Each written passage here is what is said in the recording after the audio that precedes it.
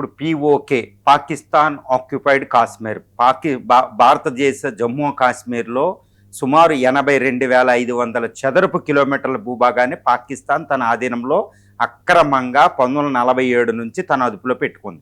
ఈ పీఓకే అనేది ఈ నెహ్రూ చేసిన తప్పుదాల వల్ల పీఓకే భారతదేశంలో లేదు.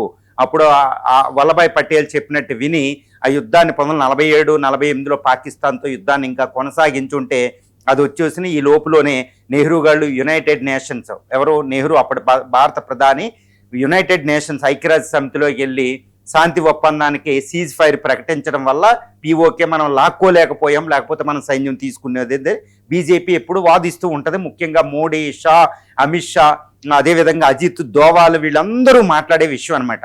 మరి ఇప్పుడు మోడీ ఏమైనా పీఓకేని వెనక్కి తీసుకోవడానికి ఎత్తులేస్తున్నారా అంటే మనం కాదనలేం, రిజెక్ట్ చేయలేం. ఎందుకంటే బీజేపీ మాతృ సంస్థలైన ఆర్ఎస్ఎస్, సంఘ పరివార యొక్క ముఖ్య లక్ష్యం అఖండ భారత్.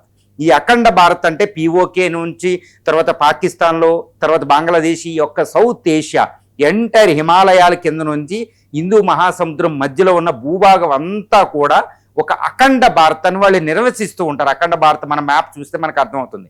ఇది పీఓకే మొట్టమొదటి అంశం అవుతుంది. ఇప్పుడు మోడీ గారు అన్ని విషయాలు చేశారు. ఇప్పుడు ఆర్టికల్ 370 తీసివేయడం, తర్వాత Ayodhya Ram temple, uniform civil code కూడా ఆర్టికల్ 44 చాలా రాష్ట్రాల్లో వచ్చేసింది బీజేపీ పాలిత ప్రాంతాల్లో. ఇక మిగిలింది అఖండ భారత్. ఈ స్వప్నాన్ని మోడీ ఇక చివరి కాలంలో ఉన్నారంటే రిటైర్డ్ అవ్వబోతున్నారు. తర్వాత ఎలక్షన్ తర్వాత అయినా ఆ విషయం మనందరికీ తెలుసు. ఎందుకంటే 8 years దగ్గరికి వచ్చేస్తారు 2029 తర్వాత. ఈ లోపు పీఓకే ఆక్యుపేషన్కి పావులు కదుపుతున్నారంటే మనం కాదలనే